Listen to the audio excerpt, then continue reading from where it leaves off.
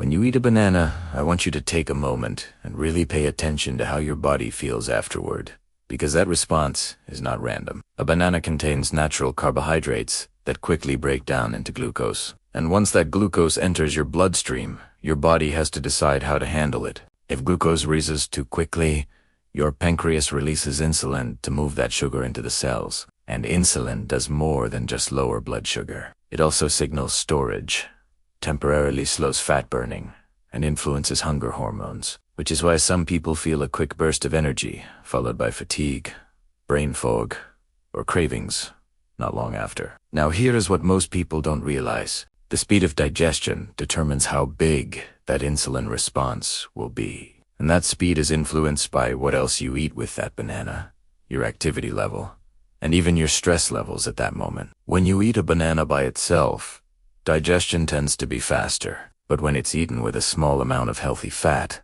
like almond butter, digestion slows down, allowing glucose to enter the bloodstream more gradually. A slow rise means insulin doesn't have to spike as high, which supports steadier energy, better focus, and longer-lasting fullness. Almond butter also provides magnesium and beneficial fats that help insulin work more efficiently at the cellular level. This allows glucose to be used by your muscles and brain instead of lingering in your bloodstream for a longer period of time. Now, to take this one step further, adding a pinch of cinnamon can support insulin sensitivity by improving how your cells respond to glucose, helping smooth out those post-meal ups and downs. And this is why two people can eat the exact same banana and feel completely different afterward. One may feel alert and satisfied, while another feels tired and hungry once again. It's not the banana. It's not willpower.